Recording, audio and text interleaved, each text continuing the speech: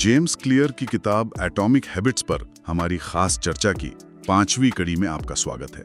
और अगर आपने पिछली कड़ियां नहीं देखी हैं तो वह हमारे YouTube चैनल पर हैं और हम इस किताब पर आगे भी बात करते रहेंगे। जी बिल्कुल। अब तक हमने आदतें बनाने के 3 नियम देखे हैं। उसे जाहिर बनाएं, उसे आकर्षक बनाएं और उसे आसान बनाएं। आज हम चौथे और आखिरी और शायद सबसे जरूरी नियम पर बात करेंगे, इसे संतोषजनक बनाएं। बिल्कुल, और ये जरूरी इसलिए है क्योंकि यही वो नियम है जो तय करता है कि कोई व्यवहार आदत बनेगा भी या नहीं। हाँ, मतलब आदत शुरू तो हो जाती है पर टिकती नहीं है। टिकती नहीं है। अगर किसी काम को करने के बाद अंदर से अच्छा महसूस नहीं होता, एक संतुष्टि नहीं मिलती, तो उसे दोबारा करने की इच्छा ही नहीं होती। तो एक आदत को बनाए कैसे रखा जाए, कैसे पक्का करें कि हम उस पर टिके रहें? इसका जवाब इसी एक भावना में छुपा है, संतुष्टि। चलिए इस पर थोड़ी गहराई से बात करते हैं। इसे समझने के लिए 1990 के दशक में चलते हैं, पाकिस्तान के कराची शहर में। हाँ, स्टीवन लूबी की कहानी। हाँ, स्टीफन लूबी एक हेल्थ वर्कर थे और वो वहाँ एक बहुत बड़ी समस्या से जूझ रहे थे। शहर में साफ सफाई की कमी थी और बीमारियां, खासकर डायरिया और निमोनिया, बहुत तेजी से फैल रही थीं। और मजे की बात ये थी कि लोगों को पता था कि हाथ धोना जरूरी है। ऐसा नहीं था कि उन्हें जानकारी नहीं थी। नहीं, जानकारी की कोई कमी नहीं थी। समस्या ज्ञान की नहीं थी, उसे अमल में लाने की थी। तो आदत में नहीं था उनकी। आदत में नहीं था, बिल्कुल। और यहीं पर एक बहुत दिलचस्प मोड़ आता है।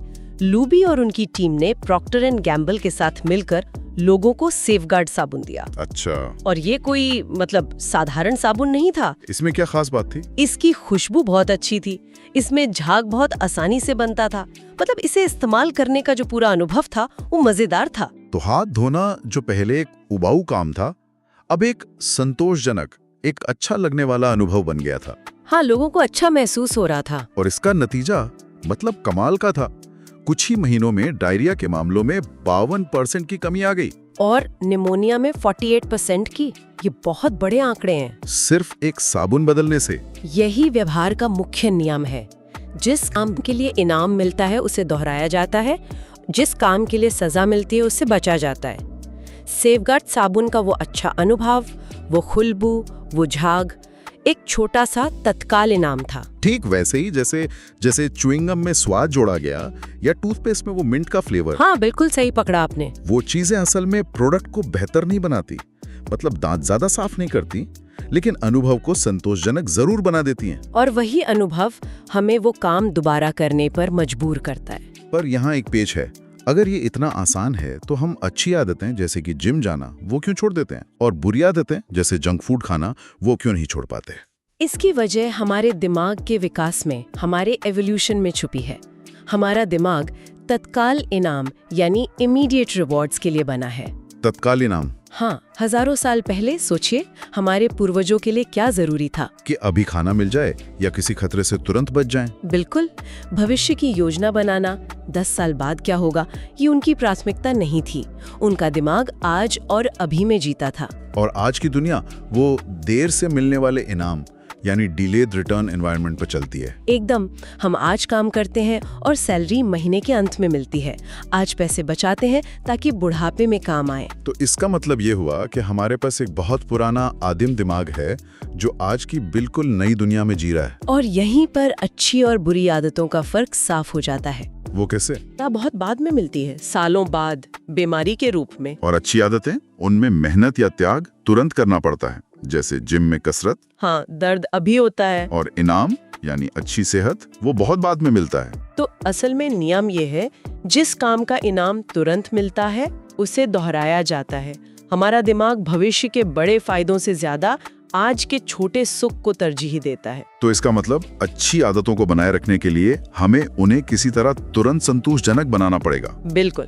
हमें अपने दिमाग को कोई छोटा तत्काल इनाम देना होगा। और यहीं पर हैबिट ट्रैकिंग यानी आदत को ट्रैक करने का तरीका काम आता है। हाँ, ये अपनी प्रगति को देखने का एक बहुत ही सरल और असरदार तरीका है। इसकी एक बहुत शानदार कहानी है कनाडा के एक stock broker Trent Dare Smith की। हाँ, वो पेपर क्लिप वाली कहानी। हाँ, वो हर सुबह अपनी डेस्क पर 2 जार रखते थे। एक में 120 पेपर क्लिप होते थे और दूसरा खाली होता था। और हर सेल्स कॉल के बाद वो एक क्लिप भरे हुए जार से उठा के खाली जार में डाल देते थे। ये अपनी प्रगति को देखने का कितना सीधा और मजबूत तरीका है। मैं सोच सकता हूँ हर बार एक क्लिप को दूसरी तरफ ले जाना एक छोटी सी जीत का एहसास होता होगा, एक तत्काल संतुष्टि। बिल्कुल, वही छोटी सी जीत उन्हें प्रेरणा देती रहती थी और इसी वजह से वो बहुत सफल हुए। इसे ही तो कॉमेडियन जेरी सेनफील्ड चेन मत तोड़ो या डोंट ब्रेक द चेन कहते हैं, है ना? हाँ, वही सिद्धांत है। हर दिन कैलेंडर पर एक एक्स का निशान लगाना।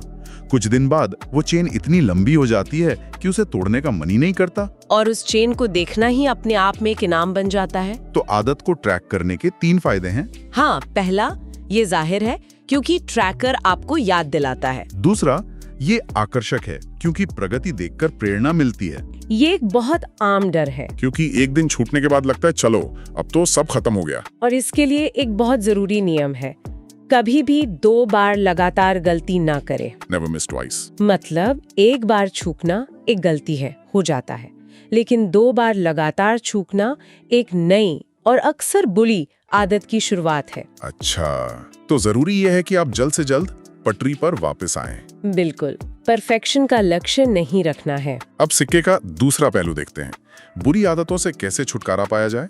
तो हमें चौथे नियम को उलटना होगा। इसे असंतोषजनक बनाएं। हाँ, बुरी आदतों की समस्या ये है कि उनका नतीजा या सजा बहुत दूर भविष्य में होती है। हमें उस दर्द को वर्तमान में लाना होगा। इसका एक बहुत ही मजबूत और थोड़ा डरावना उदाहरण है रॉजर फिशर का आइडिया, न्यूक्लियर युद्ध को रोकने के लिए। हाँ, वो सुनने में भयानक लगता है, लेकिन उसका सिद्धांत बहुत गहरा है। उनका सुझाव था कि न्यूक्लियर कोड्स एक कैप्सूल में रखकर एक वॉलंटियर के दिल के पास लगा दिए जाएं। और अगर राष्ट्रपति को मिसाइल लॉन्च करनी हो तो उन्हें खुद उस व्यक्ति को मार कर वो कोड्स निकालने होंगे। मतलब उस काम के नतीजे को तुरंत व्यक्तिगत और दर्दनाक बना देना। बिल्कुल, तब शायद कोई भी वो बटन दबाने से पहले 1000 बार सोचेगा।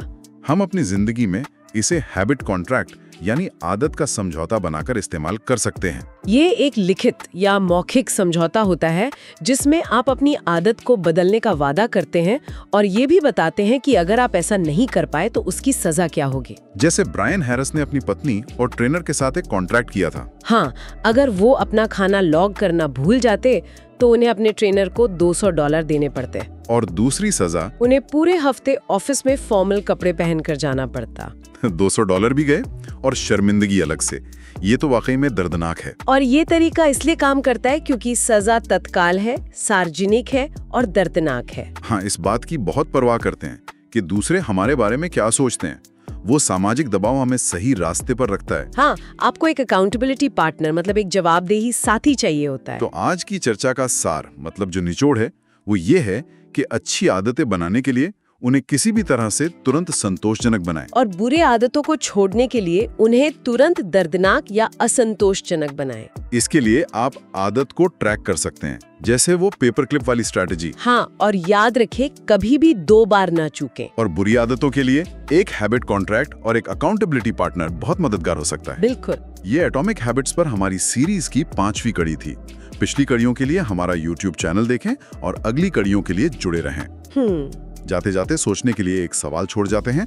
किताब में गुड हार्ट के नियम का जिक्र है, जब कोई माप एक लक्ष्य बन जाता है तो वो एक अच्छा माप नहीं रह जाता। हाँ, ये एक बहुत बड़ा खतरा है ट्रैकिंग का। तो सोचिए, अपनी आदतों या प्रगति को मापने की कोशिश में कहीं हम जिंदगी की उन जरूरी चीजों को तो नजरअंदाज नहीं कर रहे जिन्हें गिना नहीं जा सकता, जैसे कि सिर्फ वजन कम करने पर ध्यान देना और सेहतमंद महसूस करने के आनंद को भूल जाना। इस पर सोचिएगा।